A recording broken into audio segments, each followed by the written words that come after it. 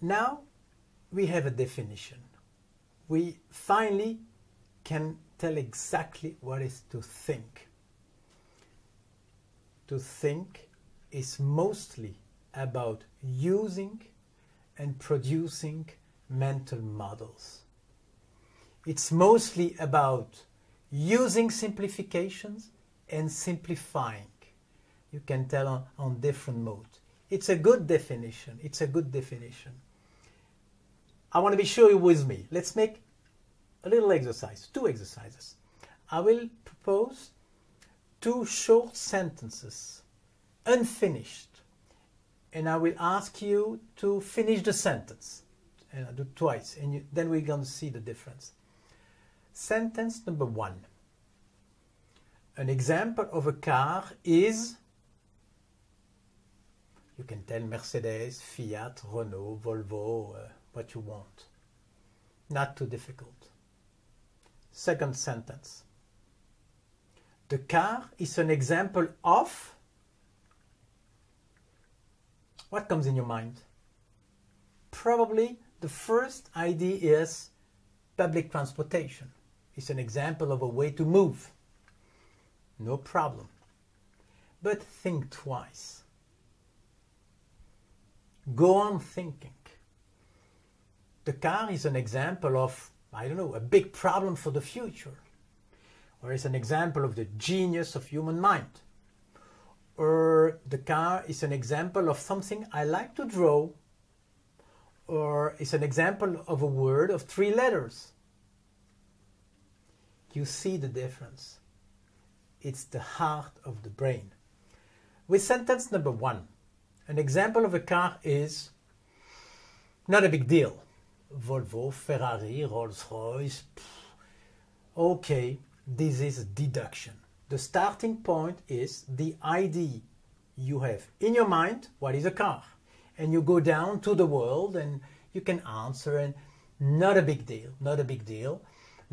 Few risk of mistake. If you say an example of a car is Airbus, somebody say, no, hey, Airbus is a plane, it's not a car. And, okay, not a big deal. The other sentence, it's the upper part of the visual. You move from the, I force you to the concept. The car is an example of, you have no, I force you to the concept. So you move along induction. And most of the time, the first one is an old one. The car is an example, public transportation. It's the souvenir of an old deduction. It's called comfort zone. It's comfort zone, not a big deal, but never forget, you have a lot of freedom when you induce. And this is the heart of creativity. When you deduce, little freedom. An example of a car is Ferrari. Bon. And I think one day deduction will be completely on machine, but that's another topic. In induction, you have a lot of freedom. So, of course, the nature is to go back to the comfort zone. The car is an example of transportation. Okay, not a problem. But don't forget, there are many, many other answers. A model, a concept is never good, never bad, never true, never false. The only relevant characteristic for a model, for a concept, is it useful? Is it useful? And this is important to remember. When you conceptualize, when you organize the world, what you see about the world, in different clusters, categories, you have a lot of freedom. And when we will talk about creativity later on, you will see how important it is to challenge the way you organize, you build your category. In a way, deduction is, quote, easy. It's easy, and I repeat myself, one day on machines. Induction is not easy. You can imagine a perfect deduction. Bon, you do it 3 times, you have 3 times the same result. You cannot have a perfect induction. Because a perfect induction would require an infinity amount of time. infinity amount of time. You cannot take the whole world into account. Your million clients. A perfect induction is impossible. Impossible. So concepts, ideas, hypotheses suddenly popping in the mind are only possibilities. Possibilities. We are now in the heart of the thinking engine. And the heart is probably to realize how different the two arrows are. Deduction, not a big deal. Induction, it's fantastic. It's where the human mind can really explode. Of course, there is sometimes risk for mistakes, but also probability for great ideas. So let me describe some more characteristics on the same visual. So the reality is observed, and a model. The model has as goal to explain, to give some sense to the world. And the two arrows are completely different. In deduction, and for those of you familiar with mathematics, you know this word algorithm.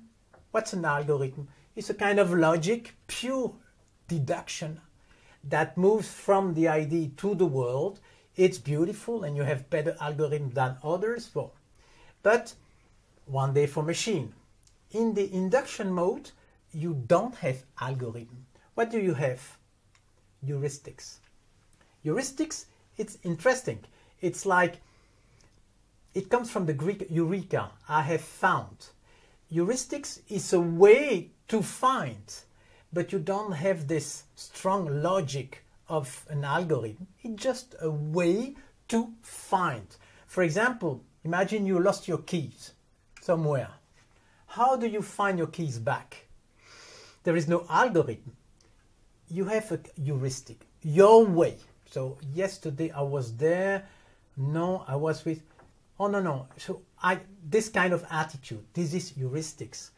Heuristics are the only way to produce concepts, but you understand immediately how fragile it is. You cannot have certainty as a concept. A concept is useful, more useful, less useful, but never true. So you have other differences. In a way, there is some analysis in a deduction mode.